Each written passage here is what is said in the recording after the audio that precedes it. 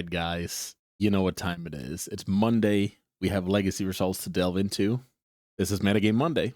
Thanks so much for being here.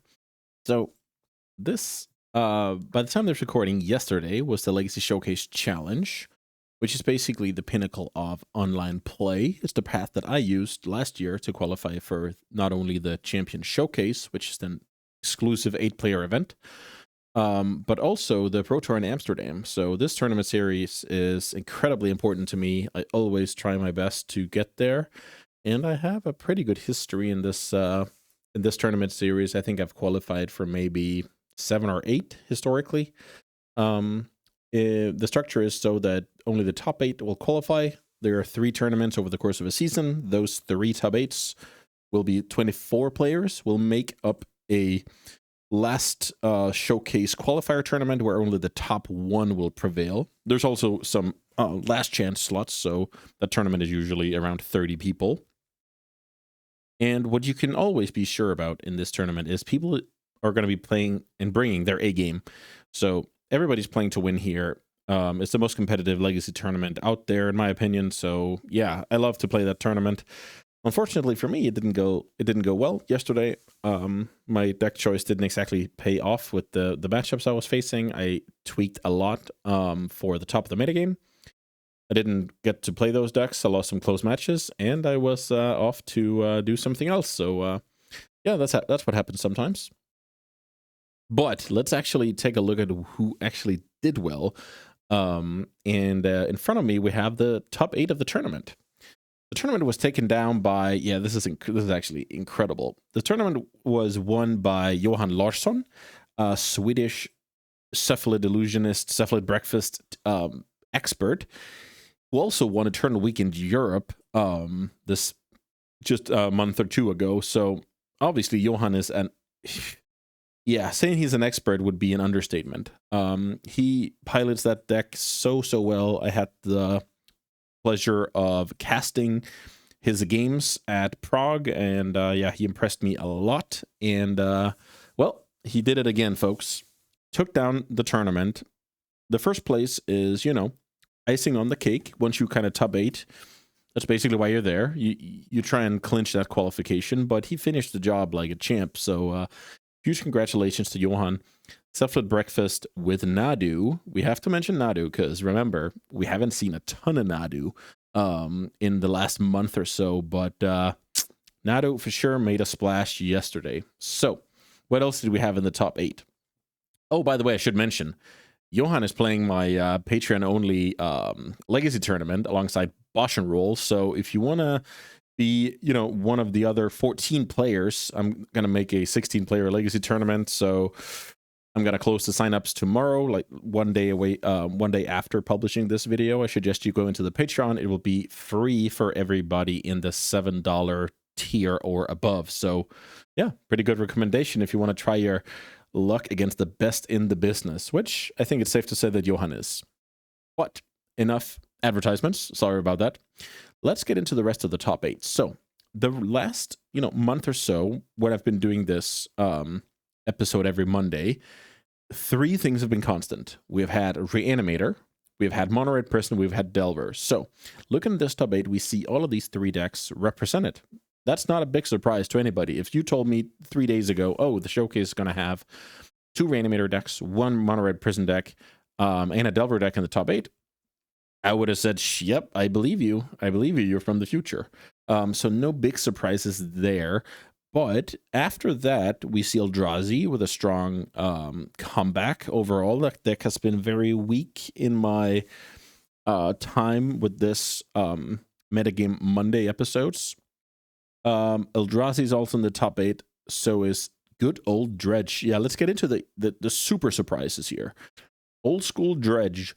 In a field where everybody's preparing for Reanimator, everybody's preparing for Oopsol spells, and Dredge managed to sneak in there. So that's very, very exciting. I know the pilot is just a Dredge. He just dedicated his legacy playing life to Dredge, basically. So this milestone is huge, and congratulations. A special congratulations goes out to those who basically keep playing their pet decks through, it being on paper a weaker deck, but with your proficiency, with your practice, with your passion, I believe you can power through the potential power difference between, you know, a tier 1.5 deck and a tier 1 deck on paper. I think you can overcome those odds.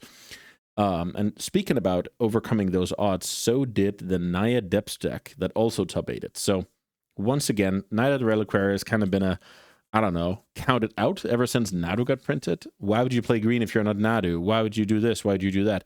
Well, it turns out Merit Lage back on the menu here. Knight of the Reliquary, another awesome finish. So a special congratulations to the Dredge player and the Naya Depths player, because I think they are pioneers of what a lot of players think is impossible. Right? Conquering the big bad Reanimator deck. Oh, the Blood Moon deck. Oh, the Delver deck. So suppressing. Well, you can get things done your way by playing Dredge, or by playing Naya Depths, or by just being the best breakfast player in the world. So very inspiring stuff, even for me. So very, very cool to see that. That was the top 8. So today I'm not going to go through a bunch of challenges. I'm going to focus in on the showcase. So this was the top 8. Up next, we have 9th through 32nd. So I've categorized them like this. So allow me to explain. So first of all, we have the 3 ofs. We had 3 copies of Dimir Tempo. One of them is an Esper version, slightly worse mana, slightly better removal spells. We've seen that before, where players mess around with, should I play good mana and pushes or worse mana and plows? It's kind of the same deck. You play a high agency deck that doesn't run out of steam. You also play a deck that is not going to win the game quickly. You basically play a deck that allows for a lot of small choices, and you hope that that will basically turn into wins. So the high agency, look at me, I'm a smart ponder gamer deck, is for sure this deck alongside Delver right now. We have 3 more copies of Reanimator, so that puts it up to 5 total. 5 Reanimator decks in the top 32 is a very expected number. That's probably what my guess would have been a few days ago, so not much to say there. I think one of the versions was a cool one with Lotus Petals in it. So you're kind of saying, yeah, I want this broken game 1 deck, but I also want to turn up the heat a little bit and even play Petals. Then I'm sure the sideboard plane you're hedging a lot against, you know, hate, but game 1 percentage is probably going to be very, very high. Then we have 3 more copies of Mono Red Prison. Mono Red Prison is a kind of fun police deck, especially in a format with, you know, Eldrazi, some greedy mana bases, win some die rolls, play some chalices and some blood moons, and win the game with some haymakers. Those haymakers for sure got better over the years. I remember when I started playing Legacy, we played like Arch Slocker, we played, let's see, some terrible werewolves package. Yeah, really, really bad creatures back then. But now we have Broadside Bombardier, Pyrogoy, Fable. Those are actual, you know, good threats. So love to see that deck doing well and being a constant force in the metagame, because it makes it so that, you know, you're checking these super greedy decks, but you're also saying, yeah, Hydroblast is a good call. Like, there's plenty of counterplay between Hydroblast, Consign, and simply just, you know, capitalizing on the deck's mana base, dealing itself damage, mulliganing, imprinting to Chrome Mox, your counters are good, etc., etc. So Blood Moon, the Mono Red Prison deck is actually perfectly balanced, in my opinion. Then next column, we have 2 more copies of Temur Delver. Temur Delver is the Delver deck of choice for many, many people, and it keeps doing well with a reasonably stock list. Having access to that basic island alongside some Hydroblast is definitely going to go a long way in a format of Blood Moons. A couple of Eldrazi decks, so that's 3 Eldrazi decks in the top 32. That's almost 10%, so that's a higher number than I would have guessed. Eldrazi seems to be finding its footing again after a tough start to the year, and I think that's pretty cool to see, because maybe it's unpopular opinion. I actually think it's awesome when decks like this make a splash. I don't mind that there's some uncounterable cast triggers, etc., etc. I'm all for it. Let's go. Then we have a couple of other vials here to symbolize Death and Taxes. If you guys have followed the series for a while, you know that 2 weeks ago I highlighted that Death and Taxes was a well-positioned deck, for the reason that we have good mana base against Blood Moon. We have Vial against counterspells out of Delver decks. We can stockpile a ton of Graveyard Hate to be good against Oops, Reanimator, etc. So as long as you don't have to cover weird combo decks, let's say sneak attack, storm variants, etc. I like the Death and Taxes deck a lot. Also, it's probably not the best against Nadu. So Nadu being relatively low percentage is also good for the Death and Taxes deck. So it's sad to say, because I really love Death and Taxes all the way to my core, but it's a metagame deck by now. Yeah, I guess it's still good. It's gone back to back weekends of good performance, especially considering its play rate. So love to see it. Next column. Oh, sorry, I skipped the Painter. So still Painter. I will say this is an expert deck. Painter is great in the hands of very few people. You can compare that to, Vintage Doomsday, or like just this very like Emulate Titan in Modern is another great example. You cannot just pick it up and then you're going to be great at Painter. This is an expert deck that is oftentimes between playable and good in the metagame, and I think right now it's exactly that, but the dedicated pilots can do good work with it. Up next, we have some singleton decks in the top 32. Of course, we get Several at Breakfast up to the number up to 2 here, combining with Johan's Win. Single copy of Doomsday, single copy of Sneak Attack. That's somewhat expected. Sneak Attack is also somewhat of a metagame deck. It's not very good against Delver. It's a solid tier 1.5 deck that can for sure do well in spike tournaments. But it's not, a force to be reckoned with, as it was back in the day when we were all watching SGG streams and Brad Nelson and Todd Anderson, Tom Ross were duking it out with Sneak and Show on camera. But and it's kind of the same with Doomsday. It can be picked apart by tempo decks, but it's also just very good at gold fishing. With Chalice back in the mix out of the mono red deck instead of Vexing Bauble, that's a bit bad for both of these decks because they're very cantrip heavy. As I said, second copy of Breakfast. Kind of surprising. That number I would have had between 0 and 1 if you ask me going in, but a lot of variance to it, of course.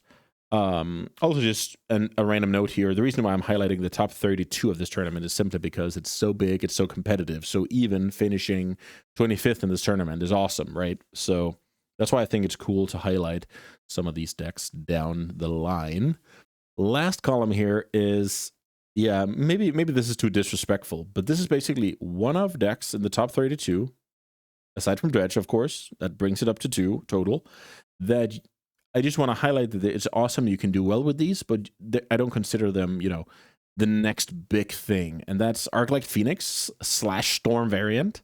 I believe this player really loves this card and always is brewing around with different, ways to cast rituals and do cool things. Arclight Phoenix is one of my favorite cards as well. I wish it was, great.